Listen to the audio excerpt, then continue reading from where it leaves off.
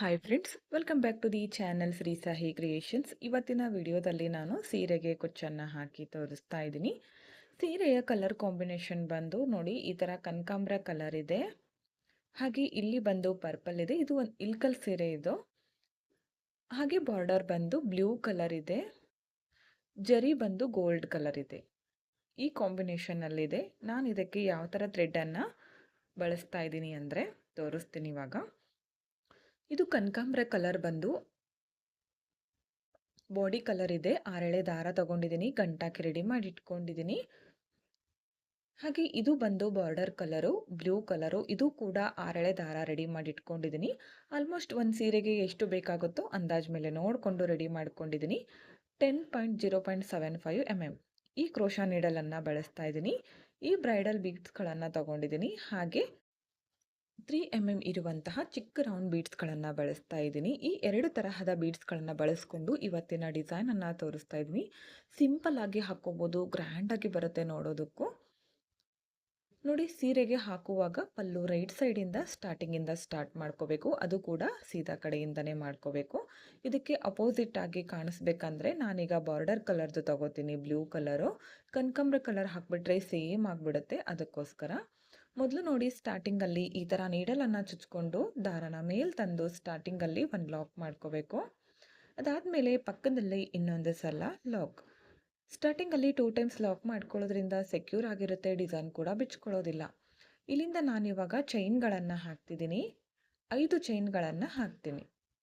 5 chains ಹಾಕಿ ಸ್ಟ್ರೇಟಾಗಿ ನೋಡ್ಕೊಳ್ಳಿ. ಅದು ಎಲ್ಲಿಗೆ ಬರುತ್ತೋ ನೋಡಿಕೊಂಡು ಕರೆಕ್ಟಾಗಿ ಇಟ್ಕೊಂಡು ಲಾಕ್ ಮಾಡಿ. ದೂರನೂ ಬೇಡ, ಒಳಗಡೆನೂ ಬೇಡ, ಕರೆಕ್ಟಾಗಿ ಲಾಕ್ ಮಾಡಿ. ಮತ್ತೆ 5 ಚೈನ್ ಹಾಕ್ತೀನಿ. ಅದನ್ನು ಕೂಡ ಸ್ಟ್ರೇಟಾಗಿ ಇಟ್ಕೊಂಡು ಲಾಕ್ ಮಾಡ್ಕೋತೀನಿ. 5 ಚೈನ್ ಹಾಕಿ ಸ್ಟ್ರೇಟಾಗಿಟ್ಟು ಲಾಕ್ ಮಾಡಿಕೊಂಡೆ. ಸ್ಟಾರ್ಟಿಂಗಲ್ಲಿ 5 ಚೈನು 2 ಟೈಮ್ಸ್ ಹಾಕಬೇಕು. ಅದಾದಮೇಲೆ ಥ್ರೆಡನ್ನು ಮೇಲ್ ಮಾಡಿಕೊಂಡು ಆವಾಗಲೇ ತೋರಿಸಿದ್ನಲ್ಲ ಬ್ರೈಡಲ್ ಬೀಡನ್ನು, ಅದನ್ನು ಬಳಸ್ತಾ ಇದ್ದೀನಿ. ಬೇಕಿದ್ರೆ ಬೀಡನ್ನು ಚೇಂಜ್ ಮಾಡ್ಕೋಬೋದು. ಬೀಡನ್ನು ನೀಡಲಿಂದ ಥ್ರೆಡ್ಗೆ ಪಾಸ್ ಮಾಡ್ಕೊಳ್ಳಿ. ಬೀಡ್ ಲಾಕ್ ಮಾಡಿಕೊಂಡು ಸ್ಟ್ರೇಟಾಗಿ ಎಲ್ಲಿಗೆ ಬರುತ್ತೋ ಅಲ್ಲಿಗೆ ಕರೆಕ್ಟಾಗಿ ಇಟ್ಕೊಂಡು ಲಾಕನ್ನು ಮಾಡಿ ಸೀರೆಗೆ. ಬೀಡ್ ಲಾಕ್ ಮಾಡಿಕೊಂಡು ಸೀರೆಗೆ ಲಾಕ್ ಮಾಡ್ಕೊಂಡ್ಮೇಲೆ ಮತ್ತೆ 5 ಚೈನನ್ನು ಹಾಕ್ತಾ ಇದ್ದೀನಿ. 5 ಚೈನ್ ಹಾಕ್ಕೊಂಡು ಇದನ್ನು ಕೂಡ ಸ್ಟ್ರೇಟಾಗಿ ಇಟ್ಕೊಂಡು ಸೀರೆಗೆ ಲಾಕ್ ಮಾಡ್ಕೋಬೇಕು. ಮತ್ತೆ 5 ಚೈನ್ ಹಾಕ್ಕೋಬೇಕು. ಇದನ್ನು ಕೂಡ ಸ್ಟ್ರೇಟಾಗಿ ಇಟ್ಕೊಂಡೇ ಲಾಕ್ ಮಾಡ್ಕೊಳ್ಳಿ. ಮತ್ತೆ 5 ಚೈನ್ ಹಾಕ್ಕೊಳ್ಳಿ. ಇದನ್ನು ಕೂಡ ಸ್ಟ್ರೇಟಾಗಿ ಇಟ್ಕೊಂಡು ಲಾಕ್ ಮಾಡಿ. ಸ್ಟಾರ್ಟಿಂಗಲ್ಲಿ 5 ಚೈನು 2 ಟೈಮ್ಸ್ ಬರುತ್ತೆ, ಮಿಡಲ್ನಲ್ಲಿ 3 ಟೈಮ್ಸ್. ಸ್ಟಾರ್ಟಿಂಗಾಗೆ ಎಂಡಲ್ಲಿ ಮಾತ್ರ 2 ಟೈಮ್ಸ್, ಮಿಡಲ್ನಲ್ಲಿ 3 ಟೈಮ್ಸು. ಇವಾಗ 5 ಚೈನು 3 ಸಲ ಹಾಕಿದ ಮೇಲೆ ಮತ್ತೆ ಥ್ರೆಡನ್ನು ಮೇಲ್ ಮಾಡಿಕೊಂಡು ಮತ್ತೆ ಒಂದು ಬಿಗ್ ಬೀಡನ್ನು ಆ್ಯಡ್ ಮಾಡ್ಕೋತಿದ್ದೀನಿ. ಇಲ್ಲಿ ಫ್ಲವರ್ ಬೀಡ್ ಕೂಡ ಯೂಸ್ ಮಾಡ್ಕೋಬೋದು, ತುಂಬ ಚೆನ್ನಾಗಿ ಕಾಣಿಸುತ್ತೆ. ಇದೇ ಸೈಜ್ದು ಫ್ಲವರ್ ಬೀಡ್ ಸಿಗುತ್ತಲ್ಲ, ಅದನ್ನು ಬಳಸ್ಕೊಳ್ಳಿ.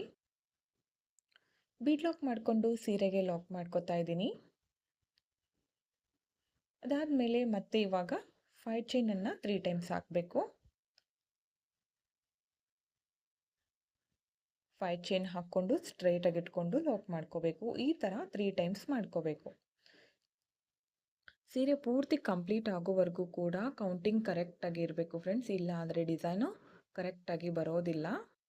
ಆರ್ಚ್ ಇರ್ಬೋದು, ಕಂಬಗಳೆಲ್ಲ ಮಾಡ್ಕೋತೀವಲ್ಲ, ಎಲ್ಲ ಕೌಂಟಿಂಗು ಕೂಡ ಕರೆಕ್ಟಾಗಿದ್ದರೆ ಫಿನಿಶಿಂಗ್ ಕರೆಕ್ಟಾಗಿ ಬರುತ್ತೆ. ನೋಡಿ, 5 ಚೈನು 3 ಟೈಮ್ಸ್ ಕಂಪ್ಲೀಟ್ ಆಯಿತು. ಈಗ ಮತ್ತೆ ಥ್ರೆಡನ್ನು ಮೇಲ್ ಮಾಡಿಕೊಂಡು ಬೀಡನ್ನು ಆ್ಯಡ್ ಮಾಡ್ಕೋಬೇಕು. ಇದೇ ಥರ ಪೂರ್ತಿ ಸೀರೆನ ಕಂಟಿನ್ಯೂ ಮಾಡ್ಕೊಳ್ಳಿ. ಕಂಪ್ಲೀಟ್ ಆದಮೇಲೆ ತೋರಿಸ್ತೀನಿ. ನೋಡಿ, ಎಂಡ್ವರೆಗೂ ನಾನು ಇದೇ ಥರ ಮಾಡ್ಕೊಂಡಿದ್ದೀನಿ. ಲಾಸ್ಟಲ್ಲಿ ಕೂಡ ಬೀಡ್ ಹಾಕಿದ ಮೇಲೆ 5 ಚೈನನ್ನು 2 ಟೈಮ್ಸ್ ಹಾಕ್ಕೊಂಡು ಸ್ಟ್ರೇಟಾಗಿ ಇಟ್ಕೊಂಡು ಲಾಕ್ ಮಾಡ್ಕೋತಿದ್ದೀನಿ. ಇವಾಗ 2 ಚೈನ್ ಹಾಕಿ ಥ್ರೆಡನ್ನು ಕಟ್ ಮಾಡ್ಕೋತೀನಿ. ಕಟ್ ಮಾಡ್ಕೊಂಡಿರೋ ಥ್ರೆಡನ್ನು ಟೈಟಾಗಿ ಮೇಲೆ ಎಳ್ಕೋಬೇಕು. ಯಾವುದೇ ಕಾರಣಕ್ಕೂ ಅದು ಬಿಚ್ಕೊಳ್ಳೋದಿಲ್ಲ. ಹಾಗೆ ಬಿಟ್ಬಿಟ್ರೆ ಡಿಸೈನ್ ಬಿಚ್ಕೊಳ್ಳೋ ಚಾನ್ಸಸ್ ಇರುತ್ತೆ. ಈಗ ನೆಕ್ಸ್ಟ್ ಸ್ಟೆಪ್ ಬಂದು ಆರ್ಚ್ ಮಾಡ್ಕೋಬೇಕು.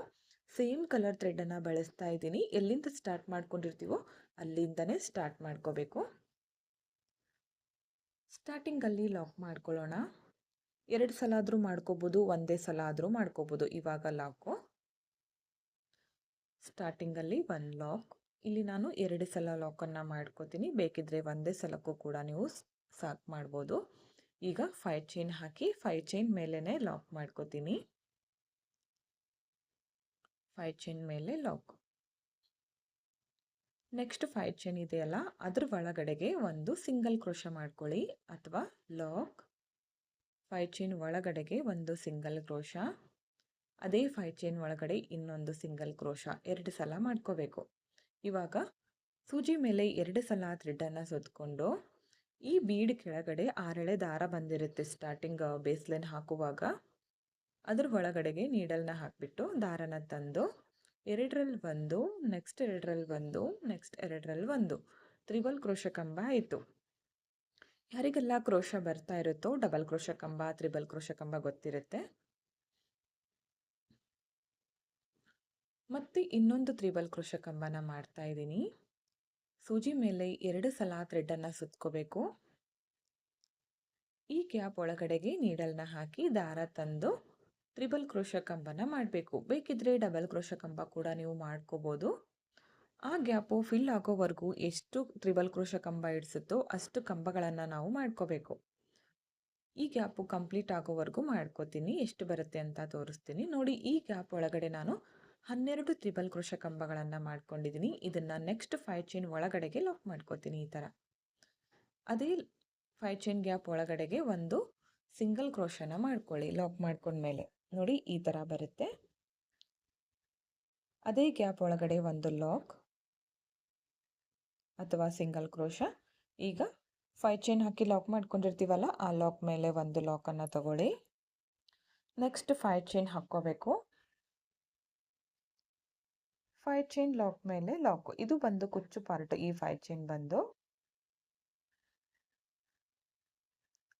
ನೆಕ್ಸ್ಟ್ 5 ಚೈನ್ ಒಳಗಡೆಗೆ ಒಂದು ಸಿಂಗಲ್ ಕ್ರೋಶ, ಇನ್ನೊಂದು ಸಿಂಗಲ್ ಕ್ರೋಶ, 2 ಸಲ ಸಿಂಗಲ್ ಕ್ರೋಶ ಮಾಡ್ಕೊಳ್ಳಿ. ಅದಾದಮೇಲೆ ಸೂಜಿ ಮೇಲೆ 2 ಸಲ ಥ್ರೆಡನ್ನು ಸುತ್ತಕೊಂಡು ಬೀಡ್ ಕೆಳಗಡೆ 6 ಎಳೆ ದಾರ ಬಂದಿರುತ್ತಲ್ಲ ಅದ್ರ ಒಳಗಡೆಗೆ ನೀಡಲ್ನ ಹಾಕಿ ದಾರ ತಂದು 2ರಲ್ಲಿ ಒಂದು, ನೆಕ್ಸ್ಟ್ 2ರಲ್ಲಿ ಒಂದು, ನೆಕ್ಸ್ಟ್ 2ರಲ್ಲಿ ಒಂದು ತ್ರಿಬಲ್ ಕ್ರೋಶ ಕಂಬ ಆಯಿತು. ಸ್ಟಾರ್ಟಿಂಗಲ್ಲಿ 12 ಕಂಬ ಮಾಡ್ಕೊಂಡಿದ್ದೀನಲ್ಲ, ಇವಾಗ ಸೀರೆ ಪೂರ್ತಿ ಕಂಪ್ಲೀಟ್ ಆಗೋವರೆಗೂ ಪ್ರತಿಯೊಂದು ಬೀಡ್ ಕೆಳಗಡೆನೂ ನಾನು 12 ತ್ರಿಬಲ್ ಕ್ರೋಶ ಕಂಬಗಳನ್ನು ಮಾಡ್ಕೋತೀನಿ. ಹೆಚ್ಚು ಕಡಿಮೆ ಮಾಡೋದಕ್ಕೆ ಹೋಗಬೇಡಿ. ಒಂದು 12, 13, 11 ಈ ಥರ ಮಾಡೋದಕ್ಕೆ ಹೋಗಬೇಡಿ. ಫಸ್ಟ್ ಒಂದಕ್ಕೆ ಎಷ್ಟು ಮಾಡ್ಕೊಂಡಿರ್ತೀರೋ ಕಂಪ್ಲೀಟ್ ಆಗೋವರೆಗೂ ಸೇಮ್ ಕೌಂಟಿಂಗಲ್ಲಿ ಮಾಡ್ಕೊಳ್ಳಿ. ಇಲ್ಲೂ ಕೂಡ ನಾನಿವಾಗ 12 ಕಂಬಗಳನ್ನು ಮಾಡ್ಕೋತೀನಿ. ನೋಡಿ 12 ಕಂಬ ಕಂಪ್ಲೀಟ್ ಆಗಿದೆ. ಇದನ್ನು ನೆಕ್ಸ್ಟ್ 5 ಚೈನ್ ಒಳಗಡೆಗೆ ಲಾಕ್ ಮಾಡ್ಕೋತೀನಿ. ಅದೇ ಗ್ಯಾಪ್ ಒಳಗಡೆ ಒಂದು ಸಿಂಗಲ್ ಕ್ರೋಶ, ನೆಕ್ಸ್ಟ್ ಲಾಕ್ ಮೇಲೆ ಲಾಕ್ ಮಾಡ್ಕೋಬೇಕು. ಲಾಕ್ ಮೇಲೆ ಲಾಕ್. ಅದಾದಮೇಲೆ ನೆಕ್ಸ್ಟ್ 5 ಚೈನ್ ಹಾಕಿ 5 ಚೈನ್ ಮೇಲೆ ಲಾಕನ್ನು ಮಾಡ್ಕೊಳ್ಳಿ. ಇದೇ ಥರ ಕಂಟಿನ್ಯೂ ಮಾಡ್ತಾ ಹೋಗಬೇಕು. ಈಗ ಮತ್ತೆ ನೆಕ್ಸ್ಟ್ 5 ಚೈನ್ ಒಳಗಡೆ 2 ಸಲ ಸಿಂಗಲ್ ಕ್ರೋಶ, ಅದಾದಮೇಲೆ ಬೀಡ್ ಕೆಳಗಡೆ ತ್ರಿಬಲ್ ಕ್ರೋಶ ಕಂಬ ವರ್ಕನ್ನು ಮಾಡ್ಕೊಳ್ಳಿ.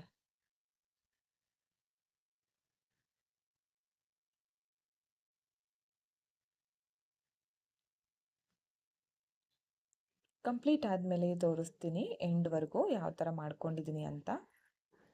ಓಕೆ ಫ್ರೆಂಡ್ಸ್, ನೋಡಿ ಎಂಡ್ವರೆಗೂ ಇದೇ ಥರ ನಾನು ಬೀಡ್ ಕೆಳಗಡೆ 12 ತ್ರಿಬಲ್ ಕ್ರೋಶ ಕಂಬಗಳನ್ನು ಮಾಡ್ಕೊಂಡಿದ್ದೀನಿ. ಈ ಥರ ಸೀರೆ ಎಂಡ್ ಆಗೋವರೆಗೂ.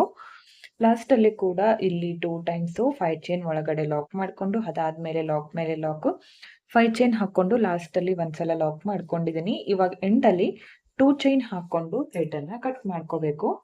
ಕಟ್ ಮಾಡ್ಕೊಂಡಿರೋ ಥ್ರೆಡನ್ನು ಈ ಥರ ಟೈಟಾಗಿ ಮೇಲೆ ಎಳ್ಕೊಳ್ಳಿ. ಯಾವುದೇ ಕಾರಣಕ್ಕೂ ಬಿಚ್ಕೊಳ್ಳೋದಿಲ್ಲ. ಈಗ ನೆಕ್ಸ್ಟ್ ಸ್ಟೆಪ್ ಏನಂತ ನೋಡೋಣ. ನಾನೀಗ ಬಾಡಿ ಕಲರ್ ತಗೊಂಡಿದ್ದೀನಿ ಥ್ರೆಡ್ಡು. ಸ್ಟಾರ್ಟಿಂಗಲ್ಲಿ ಲಾಕ್ ಮೇಲೆ ಲಾಕ್ ಮಾಡ್ಕೋತೀನಿ. ಇಲ್ಲಾದರೂ ಲಾಕ್ ಮಾಡ್ಕೋಬೋದು, ಇಲ್ಲಾಂದರೆ ಕೆಳಗಡೆ ಕೂಡ ನೀವು ಲಾಕ್ ಮಾಡ್ಕೋಬೋದು. 1-2 ಟೈಮ್ಸ್ ಲಾಕ್ ಮಾಡ್ಕೋತೀನಿ. ಅದಾದಮೇಲೆ 5 ಚೈನ್ ಮೇಲೆ 5 ಚೈನ್ ಹಾಕಿ ಲಾಕ್ ಮಾಡ್ಕೋತೀನಿ. 5 ಚೈನ್ ಮೇಲೆ ಇಲ್ಲಿ 5 ಚೈನ್ ಹಾಕಿ ಸ್ಟ್ರೈಟಾಗಿ ಇಟ್ಕೊಂಡು ಲಾಕ್ ಮಾಡ್ಕೊಳ್ಳಿ. ಇದು ಕುಚ್ಚು ಹಾಕೋದಕ್ಕೆ ಈ 5 ಚೈನ್ ಬಂದು. ನೆಕ್ಸ್ಟ್ ನೋಡಿ, ಇಲ್ಲಿಂದ ಸೂಜಿ ಮೇಲೆ ಒಂದ್ಸಲ ಥ್ರೆಡನ್ನು ಸುತ್ಕೊಳ್ಳಿ. ಇಲ್ಲಿ ಆರ್ಚ್ ಮಾಡ್ಕೊಂಡಿದೀವಲ್ಲ, ಅದು ಕಂಬದ ಮೇಲ್ಗಡೆ ಹೋಲ್ ಇರುತ್ತೆ. ಆ ಹೋಲ್ ಒಳಗಡೆ ನೀಡಲ್ನ ಹಾಕಬೇಕು. ದಾರನ ತಂದು 2ರಲ್ಲಿ ಒಂದು, ನೆಕ್ಸ್ಟ್ 2ರಲ್ಲಿ ಒಂದು ಒಂದು ಡಬಲ್ ಕ್ರೋಶ ಕಂಬ ಮಾಡ್ಕೊಂಡೆ ಇಲ್ಲಿಂದ 2 ಚೈನ್ ಹಾಕೋತೀನಿ. ಈ ಗ್ಯಾಪ್ ಒಳಗಡೆಗೆ ನೀಡಲ್ನ ಹಾಕಿ ದಾರ ತಂದು ಲಾಕ್ ಮಾಡ್ತೀನಿ. ಒಂದು ಪಿಕಾಟ್ ಬರುತ್ತೆ. ಮತ್ತೆ ಸೂಜಿ ಮೇಲೆ ಒಂದ್ಸಲ ಥ್ರೆಡ್ ಅನ್ನ ಸುತ್ಕೋತೀನಿ. ನೆಕ್ಸ್ಟ್ ಹೋಲ್ಗೆ ಮತ್ತೆ ಒಂದು ಡಬಲ್ ಕ್ರೋಶ ಕಂಬ, 2 ಚೈನ್ ಹಾಕೊಂಡು 2 ಕಂಬಗಳ ಮಧ್ಯದಲ್ಲಿ ಲಾಕ್ ಅನ್ನ ಮಾಡ್ತೀನಿ. ಮತ್ತೆ ಸೂಜಿ ಮೇಲೆ ಒಂದ್ಸಲ ಥ್ರೆಡ್ ಅನ್ನ ಸುತ್ಕೊಂಡು ಮತ್ತೆ ನೆಕ್ಸ್ಟ್ ಹೋಲ್ಗೆ ಡಬಲ್ ಕ್ರೋಶ ಕಂಬ, 2 ಚೈನ್ ಹಾಕಿ 2 ಕಂಬಗಳ ಮಧ್ಯೆ ಲಾಕ್. ಈ ತರ ಡಬಲ್ ಕ್ರೋಶ ಕಂಬ ಮತ್ತೆ ಪಿಕಟ್ ಗಳನ್ನ ನಾನು 6 ಮಾಡ್ಕೋತೀನಿ. ಮೊದಲು ನೋಡಿ 6 ಡಬಲ್ ಕ್ರೋಶ ಕಂಬ ಮತ್ತೆ ಪಿಕಟ್ ಗಳನ್ನ ಮಾಡ್ಕೊಂಡಿದೀನಿ. ಇಲ್ಲಿಂದ ಇವಾಗ ಥ್ರೆಡ್ ಅನ್ನ ಮೇಲ್ ಮಾಡ್ಕೊಂಡು 3 mm ಇರುವಂತಹ ಗೋಲ್ಡ್ ಕಲರ್ ಚಿಕ್ಕ ರೌಂಡ್ ಬೀಡ್ಸ್ ಇರುತ್ತಲ್ಲ ಅದನ್ನ ಥ್ರೆಡ್ ಒಳಗಡೆ ಹಾಕಿ ಸೂಜಿ ಮೇಲೆ ಒಂದ್ಸಲ ಸುತ್ಕೊಂಡು ನೆಕ್ಸ್ಟ್ ಹೋಲ್ಗೆ ಕಂಟಿನ್ಯೂಸ್ ಆಗಿ ಎಲ್ಲಾ ಹೋಲ್ಗೂ ಕೂಡ ಕಂಬ ಬರಬೇಕು, ಎಲ್ಲೂ ಕೂಡ ಸ್ಕಿಪ್ ಮಾಡಬೇಡಿ. ಅದಾದ್ಮೇಲೆ 2 ಚೈನ್ ಹಾಕೊಂಡು ಈ ಗ್ಯಾಪ್ ಒಳಗಡೆಗೆ ಲಾಕ್ ಮಾಡ್ಕೋತೀನಿ. ಮತ್ತೆ ಒಂದು ಪಿಕಾಟ್ ಆಗುತ್ತೆ. ಇಲ್ಲಿಂದ ಮತ್ತೆ ನೆಕ್ಸ್ಟ್ ಹೋಲ್ಗೆ ಡಬಲ್ ಕ್ರೋಶ ಕಂಬ, ನೆಕ್ಸ್ಟ್ ಹೋಲ್ಗೆ ಡಬಲ್ ಕ್ರೋಶ ಕಂಬ, ಅದಾದ್ಮೇಲೆ 2 ಚೈನ್ ಹಾಕೊಂಡು ಈ 2 ಕಂಬಗಳ ಮಧ್ಯದಲ್ಲಿ ಲಾಕ್ ಮಾಡ್ಕೋತೀನಿ. ಮತ್ತೆ ಸೇಮ್ ಈ ತರ ಬೀಡ್ ಹಾಕೋಕ್ಕೂ ಮೊದಲು 6 ಕಂಬ, ಬೀಡ್ ಹಾಕಿದ್ಮೇಲೆ 6 ಕಂಬ, ಈ ತರ ಕಂಟಿನ್ಯೂ ಮಾಡ್ಕೊಳ್ಳಿ. ಕಂಪ್ಲೀಟ್ ಆದ್ಮೇಲೆ ಈಗ ತೋರಿಸ್ತೀನಿ ಆರ್ಚ್. ನೋಡಿ ಆರ್ಚ್ ಕಂಪ್ಲೀಟ್ ಆಗಿದೆ.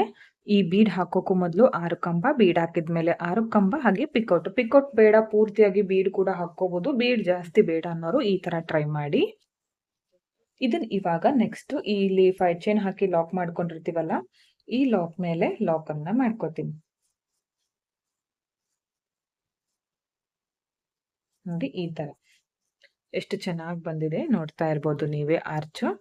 ನೆಕ್ಸ್ಟ್ ಇವಾಗ 5 ಚೈನ್ ಹಾಕೊಂಡು 5 ಚೈನ್ ಲಾಕ್ ಮೇಲೆ ಲಾಕ್ ಮಾಡ್ತೀನಿ. ಇದು ಬಂದು ಕುಚ್ಚು ಹಾಕೋದಕ್ಕೆ 5 ಚೈನ್ ಮೇಲೆ 5 ಚೈನ್ ಹಾಕಿ ಲಾಕ್. ಅರ್ಥ ಆಯ್ತು ಅನ್ಕೋತೀನಿ. ಇನ್ನೊಂದು ಆರ್ಚ್ ತೋರಿಸ್ತೀನಿ.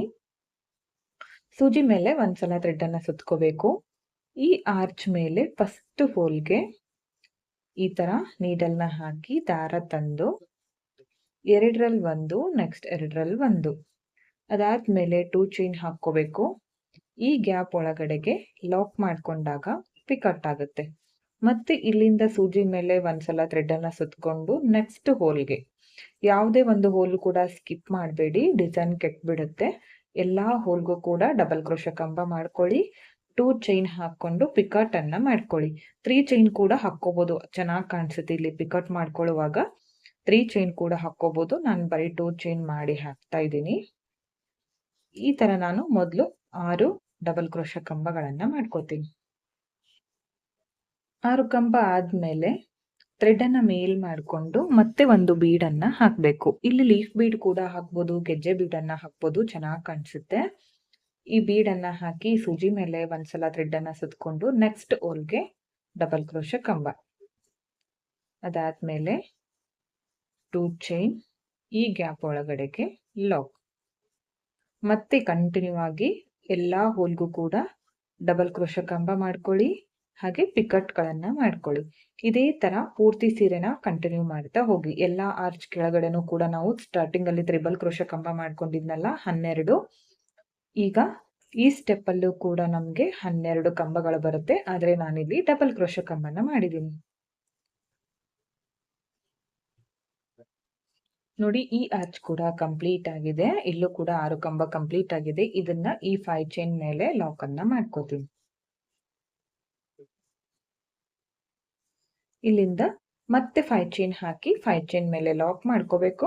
ಇದೇ ತರ ಎಲ್ಲಾ ಬೀಡ್ ಕೆಳಗಡೆನೂ ಕೂಡ ಕಂಟಿನ್ಯೂ ಮಾಡ್ತಾ ಹೋಗಿ. ಕಂಪ್ಲೀಟ್ ಆದ್ಮೇಲೆ ಎಂಡ್ ಅಲ್ಲಿ ಯಾವ ತರ ಮಾಡೋದಂತ ತೋರಿಸ್ತೀನಿ. ನೋಡಿ 2 ಆರ್ಚ್ ಕಂಪ್ಲೀಟ್ ಆಗಿದೆ, ಎಷ್ಟು ಚೆನ್ನಾಗಿ ಕಾಣಿಸ್ತಾ ಇದೆ ಅಂತ. ಓಕೆ ಫ್ರೆಂಡ್ಸ್, ನೋಡಿ ಎಂಡ್ ವರ್ಗು ನಾನು ಇದೇ ತರ ಮಾಡ್ತಾ ಬಂದಿದ್ದೀನಿ, ನೋಡ್ತಾ ಇರ್ಬೋದು. ಕೌಂಟಿಂಗ್ ಕರೆಕ್ಟ್ ಆಗಿದ್ರೆ ಎಲ್ಲಾ ಆರ್ಚ್ಗಳು ಒಂದೇ ಸೈಜ್ ಅಲ್ಲಿ ಬರುತ್ತೆ. ನೋಡಿ ಎಲ್ಲಾ ಆರ್ಚ್ ಸೈಜ್ಗಳು ನಂದೀಗ ಒಂದೇ ಸೈಜ್ ಅಲ್ಲಿದೆ. ಲಾಸ್ಟ್ ಅಲ್ಲಿ ಕೂಡ 5 ಚೈನ್ ಹಾಕಿ ಲಾಕ್ ಮಾಡ್ಕೊಂಡಿದ್ದೀನಿ. ಇವಾಗ 2 ಚೈನ್ ಹಾಕೊಂಡು ಥ್ರೆಡ್ ಅನ್ನ ಕಟ್ ಮಾಡ್ಕೋತೀನಿ. ಕಟ್ ಮಾಡ್ಕೊಂಡಿರೋ ಥ್ರೆಡನ್ನು ಟೈಟಾಗಿ ಮೇಲೆ ಎಳಿಬೇಕು. ಈ ಥರ ಸ್ವಲ್ಪ ಕಟ್ ಮಾಡಿಕೊಂಡು ಈ ಥರ ಮೇಲೆ ಎಳ್ಕೊಳ್ಳಿ. ಇದನ್ನ ಬೇಕಿದ್ರೆ ಕುಚ್ಚು ಒಳಗಡೆ ಹಾಕಿ ಕಟ್ಕೊಳ್ಳಿ, ಇಲ್ಲ ಅಂದರೆ ಗಮ್ ಹಚ್ಚಿ ಬ್ಯಾಕ್ ಸೈಡಲ್ಲಿ ಅಟ್ಯಾಚ್ ಮಾಡ್ಕೊಂಡ್ಬಿಡಿ. ನೋಡಿ ಎಷ್ಟು ಚೆನ್ನಾಗಿ ಬಂದಿದೆ ಡಿಸೈನು, ನೋಡ್ತಾ ಇರ್ಬೋದು ನೀವೇ. ಇಲ್ಲಿ ನಾನು ಕುಚ್ಚನ್ನ ಕಟ್ಟೋದಕ್ಕೆ ಫಸ್ಟ್ ಒಂದು ಕಲರ್ ಹಾಕ್ಕೊಂಡಿದ್ದೀನಲ್ಲ ಆ ಕಲರ್ ತಗೊಂಡಿದ್ದೀನಿ. ಫಸ್ಟ್ ಆರ್ಚ್ ಹಾಕ್ಕೊಂಡಿದ್ದೀನಲ್ಲ ಆ ಕಲರ್ದು ಕುಚ್ಚನ್ನ ರೆಡಿ ಮಾಡಿ ಇಟ್ಕೊಂಡಿದ್ದೀನಿ. 140 ಎಳೆ ಇದೆ. ಕುಚ್ಚನ್ನ ಡಬಲ್ ಮಾಡ್ಕೊಂಡಾಗ ನಮಗೆ 280 ಎಳೆ ಕುಚ್ಚು ರೆಡಿ ಆಗುತ್ತೆ. ಯಾಕಂದ್ರೆ ಇಲ್ಲಿ ಆರ್ಚ್ ಹಾಕಿದ್ದೀನಲ್ಲ ಕೆಳಗಡೆ ಕನಕಾಂಬ್ರ ಕಲರು, ಅದೇ ಕಲರ್ ಹಾಕ್ಬಿಟ್ರೆ ಸೇಮ್ ಅನ್ಸುತ್ತೆ, ಡಿಸೈನ್ ಅಪೋಸಿಟ್ ಆಗಿ ಕಾಣಿಸೋದಿಲ್ಲ. ಹಾಗೆ ಇಲ್ಲಿ ಬಾಡಿ ಕಲರ್ ಪೂರ್ತಿಯಾಗಿ ಇದೇ ಕಲರ್ ಇರೋದ್ರಿಂದ ಅಪೋಸಿಟ್ ಕಲರ್ ಅಲ್ಲಿ ಕುಚ್ಚಿದ್ರೆ ಸೀರೆ ಮೇಲೆ ಬಿದ್ದಾಗ ಕುಚ್ಚು ಕೂಡ ಕಾಣಿಸುತ್ತೆ. ಬೇಕಿದ್ರೆ ಗೋಲ್ಡ್ ಜಾಸ್ತಿ ಇರೋದ್ರಿಂದ ಗೋಲ್ಡ್ ಕಲರ್ ಕೂಡ ನೀವು ಯೂಸ್ ಮಾಡ್ಬೋದು ಕುಚ್ಚು ಹಾಕೋದಕ್ಕೆ. ಇಲ್ಲಿ ನಾನು ಜರಿ ಥ್ರೆಡ್ ಅನ್ನ ಯೂಸ್ ಮಾಡ್ತಿದ್ದೀನಿ ಕುಚ್ಚನ್ನ ಕಟ್ಟೋದಕ್ಕೆ.